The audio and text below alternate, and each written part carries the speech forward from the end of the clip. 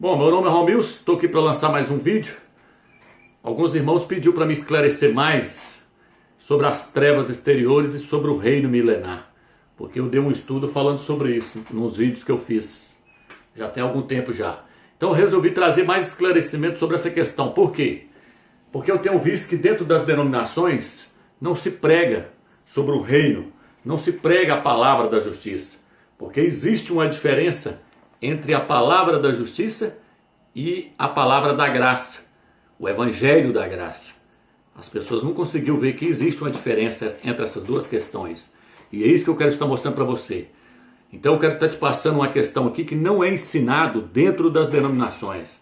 Os pastores nem mesmo sabem que existe uma diferença entre a palavra da justiça e a palavra da graça.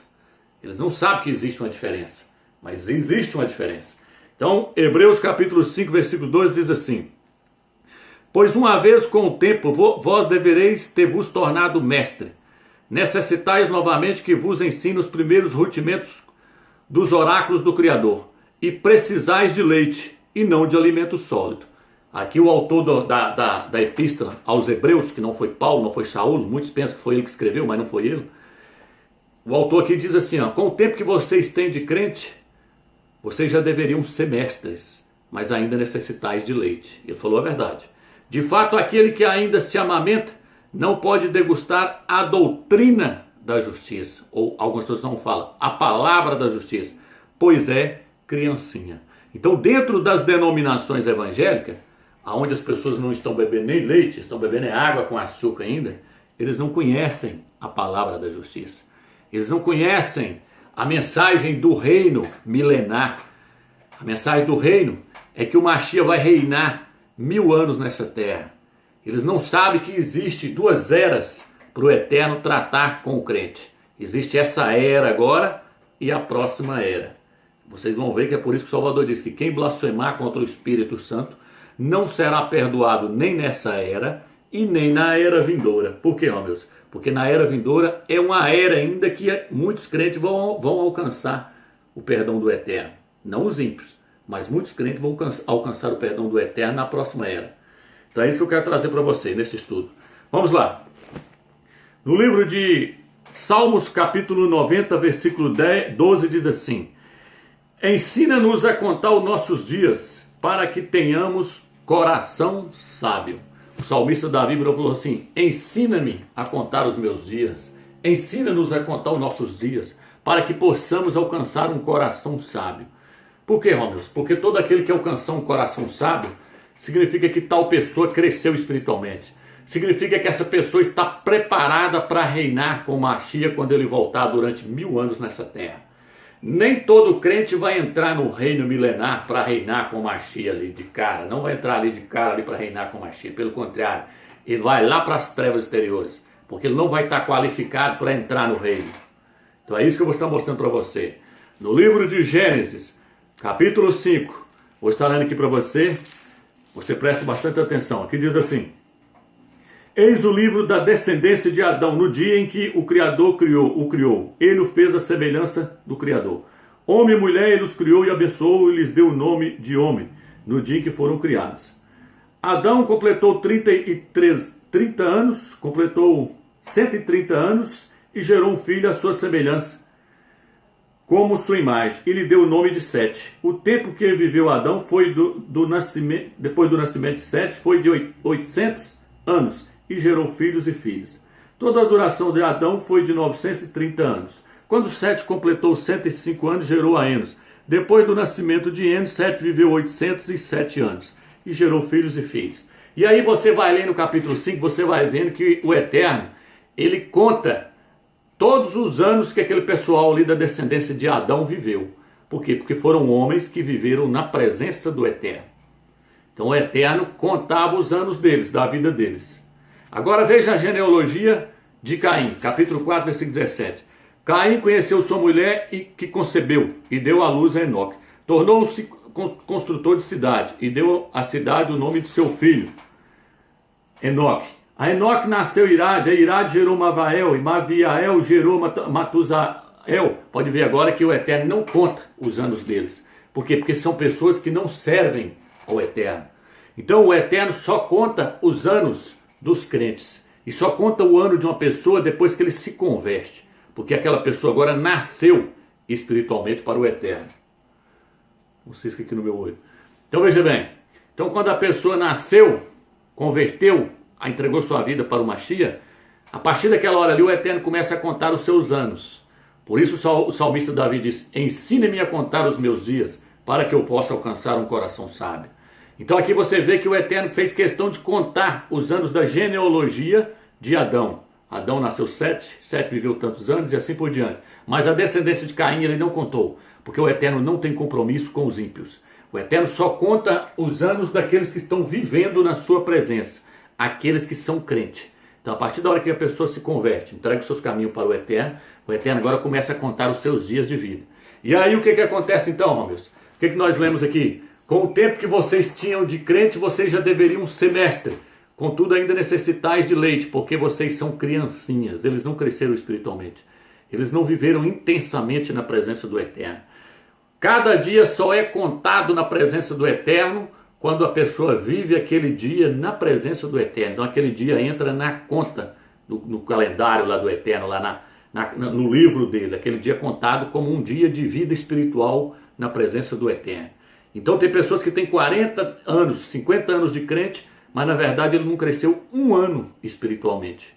Então ele ainda, talvez ele tenha 50 anos de crente e ele tem 7 anos de vida espiritual na presença do Eterno. Então ele é um menino ainda. Então ele não desenvolveu ainda.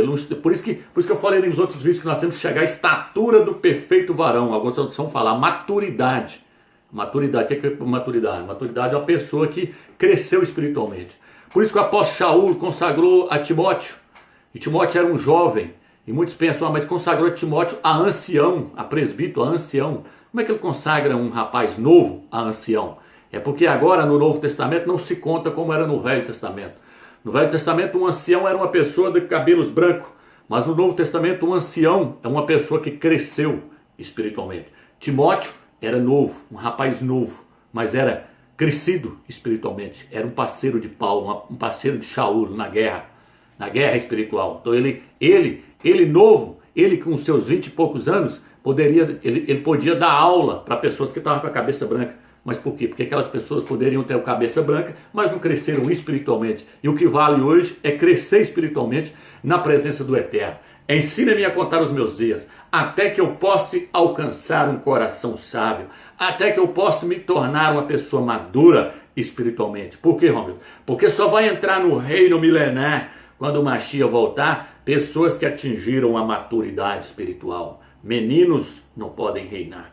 Meninos não podem receber uma coroa. E todos que vão entrar no reino vão entrar no reino com uma coroa. Uma coroa é feita para pessoas adultas. Então vamos lá. Agora eu quero estar trazendo você aqui, ó.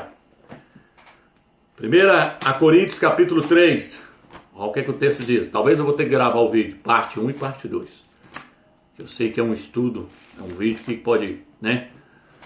Quanto a mim, irmãos, não vos pude falar como a homens espirituais, mas somente como a homens carnais, como a crianças no Mashiach. Dei-vos a beber leite, não alimento sólido, pois não podeis suportar. Mas nem mesmo agora podeis, visto que ainda sois carnais, com efeito há entre vós rixas. Não sois carnais e não vos comportais de maneira meramente humana? Quando alguém declara, eu sou de Paulo, e outro, eu sou de Apolo, não procedeis de maneira meramente humana? Então ele virou para ele e falou assim, vocês são tudo menino. Vocês estão dizendo, eu sou de Paulo, eu sou de Apolo, eu sou de Cefas. Ele virou e falou assim, isso é comportamento de criança. Hoje está, eu sou da Assembleia, eu sou da Batista, eu sou da Presbiteriana. Tudo meninos, não herdam o reino. Crianças não vão herdar o reino. Uma pessoa, para herdar algo do pai dele, ele tem que se tornar uma pessoa adulta. Tá entendendo? Então, para a pessoa herdar o reino, a Bíblia não fala, herdarão o reino. Os idólatras, os beberrões, os glutões, não herdarão o reino. Não vão entrar no reino milenar. O que é o reino? O reino são os 1000 anos que o Mashiach vai reinar nessa terra. Então o reino, quando a pessoa se converte hoje, que ele aceita o Mashiach como Salvador, ele ganhou a salvação dele. Mas o reino não. O reino é tomado por esforço. A salvação é pela graça. É um dom. Fala, não vem de vós. É um dom que vem do Criador. Mas o reino, ele fala, o reino é tomado por esforço. E todo aquele que se esforça, entra nele. Tá entendendo, irmãos? Então existe uma diferença entre se tornar um vencedor e não se tornar um vencedor. Entre ser um crente vencedor e ser um crente derrotado. O crente derrotado é aquele que não cresceu espiritualmente. Então eu fico olhando esses camaradas aqui me contestando aí no YouTube. O cara lá falou que existe diferença entre ser vencedor e entre não ser vencedor. Eu nem dou crédito, porque é meninão de tudo, sabe nada, Tadinho. Tá longe, ele tá 1000 anos luz. É 1000 anos luz. Quando uma pessoa cresce espiritualmente, ele vê o quanto ele caminhou, o quanto ele está adiantado na jornada daqueles outros que não caminharam. Vou te dar um exemplo agora.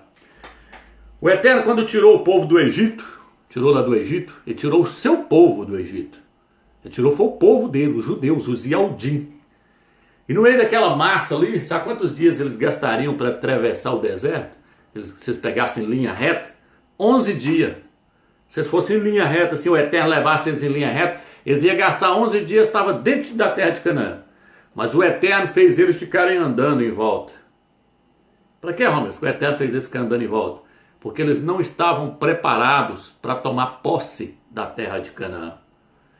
E a Bíblia diz que tudo que aconteceu com Israel no Velho Testamento, o apóstolo fala que aquilo foi exemplo para nós não cometermos o mesmo erro que eles. O apóstolo fala no livro de Coríntios. Então Israel saiu e o Eterno começou a trabalhar neles. Aí tem pessoas que falam, mas o Eterno foi muito mal, deu serpente para morder eles, deu aquilo outro, deu isso, fez aquilo outro com eles. Não, o Eterno estava disciplinando eles. Porque a Bíblia diz que o Pai disciplina a quem Ele ama. Se vós estáis sem correção, é porque não sois filhos, sois bastardos.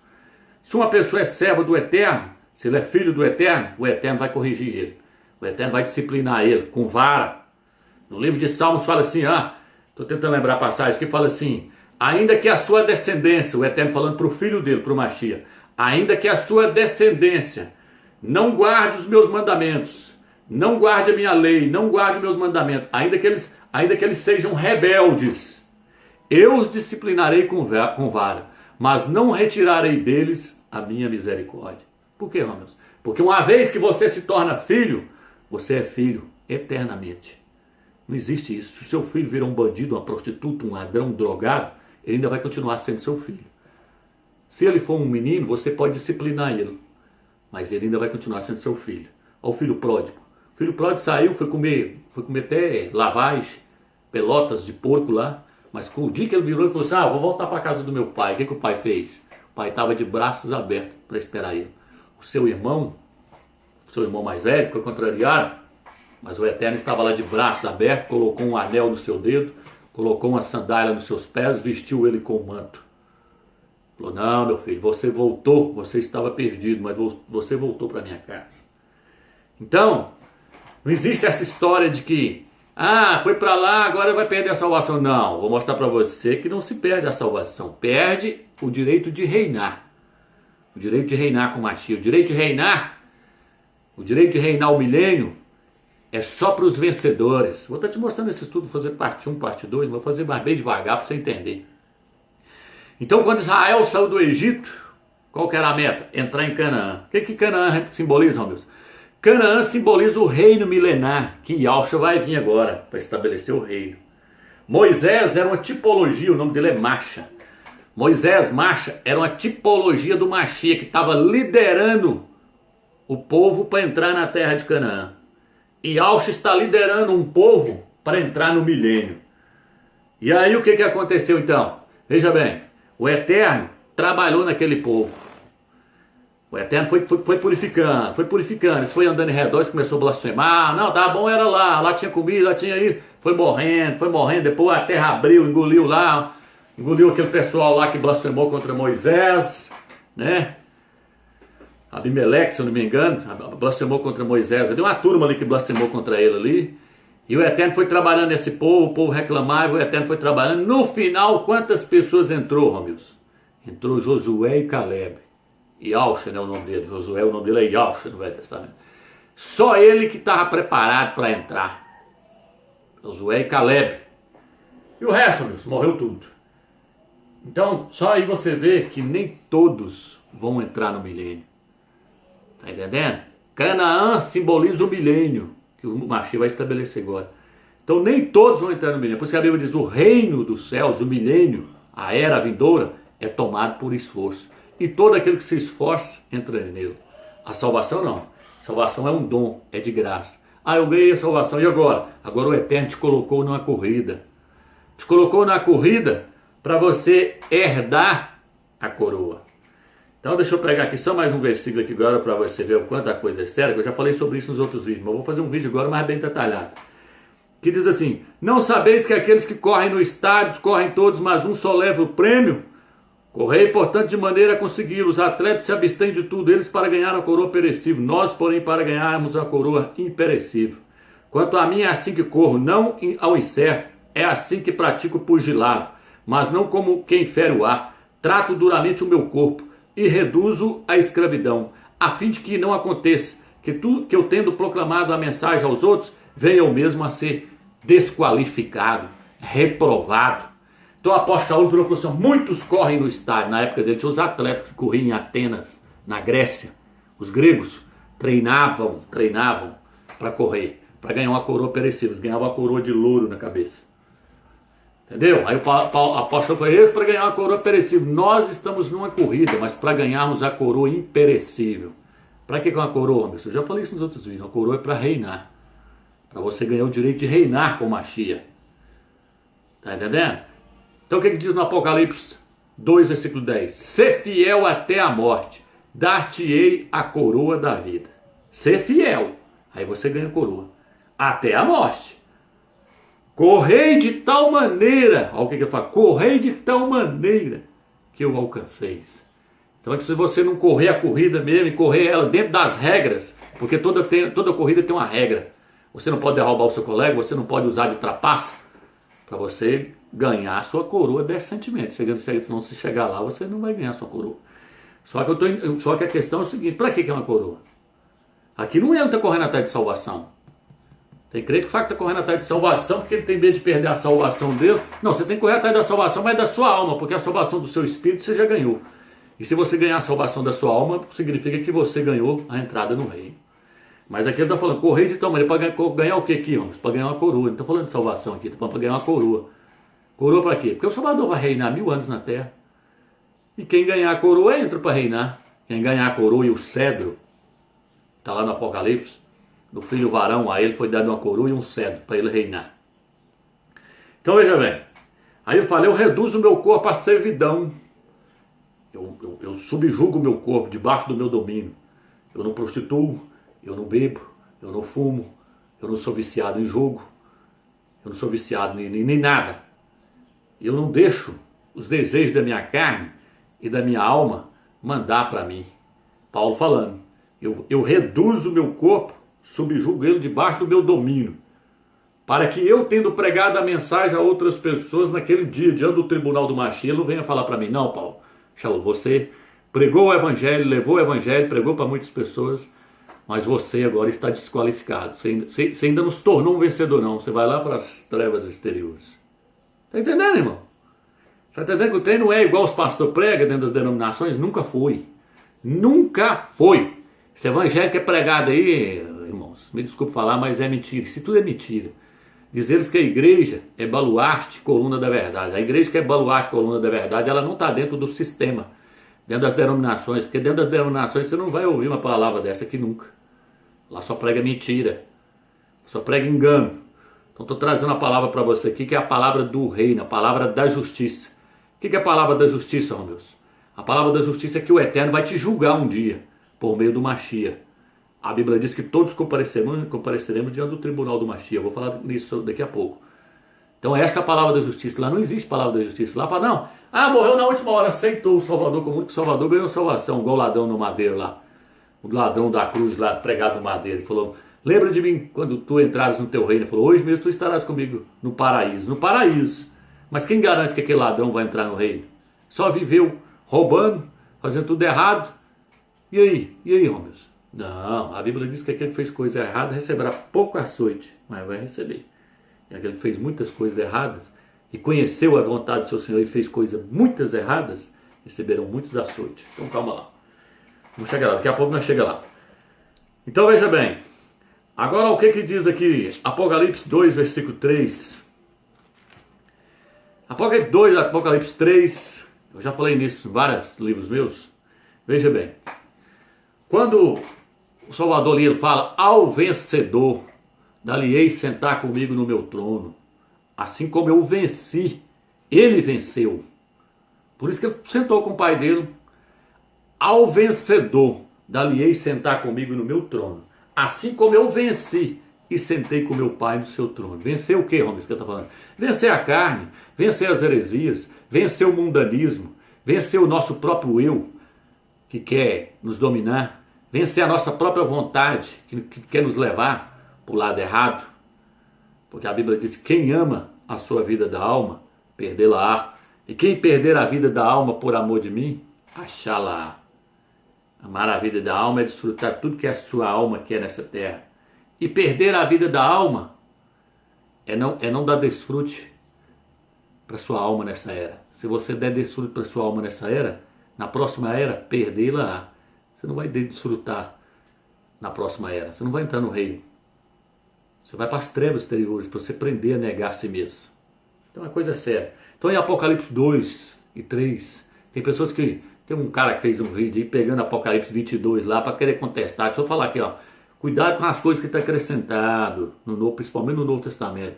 No Velho Testamento está cheio de coisas acrescentadas, mas no Novo Testamento tem até livros, versículos, capítulos e livros que foram acrescentados no Novo Testamento. Fermento. Aí os caras ficam pegando fermento para querer combater, pegando o quarto evangelho que é herético, eu já mostrei que é herético, não adianta. Pegando o capítulo 22 de Apocalipse, falando que o vencedor vai comer da árvore da vida. Pega lá que você vai ver que lá que fala que aquela árvore da vida lá é para curar as nações. Curar que nação se depois de novo céus e nova terra não vai ter doença mais? Então, não vou nem entrar nessa questão. Então, Apocalipse 2 e 3 está falando de pessoas vencedoras em cada uma das eras da igreja. A igreja vai passar por 7 eras na face da terra. Nós estamos na última era de Laodiceia. Ao vencedor, dali-ei do maná escolhido. Ao vencedor, dali-ei sentar comigo no meu trono.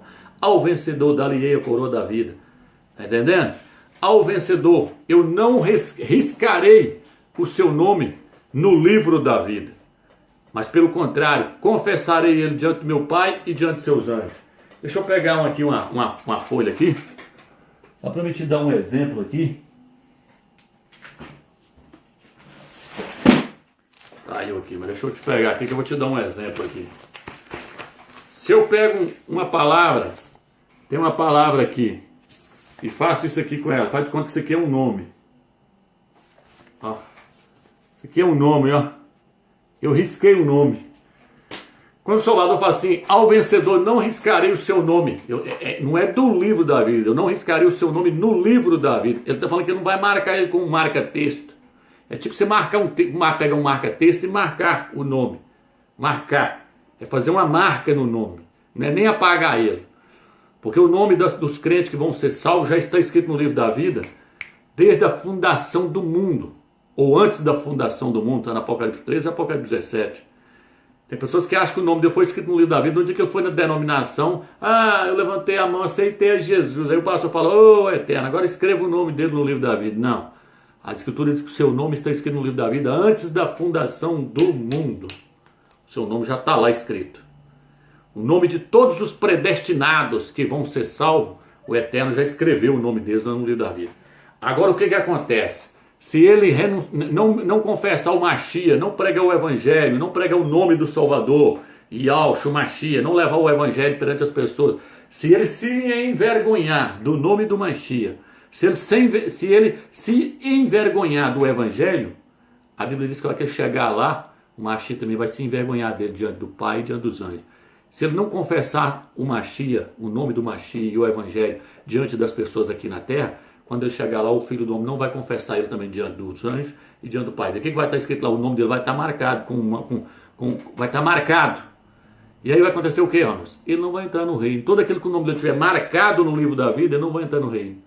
Os incrédulos, seu nome nem no livro da vida está.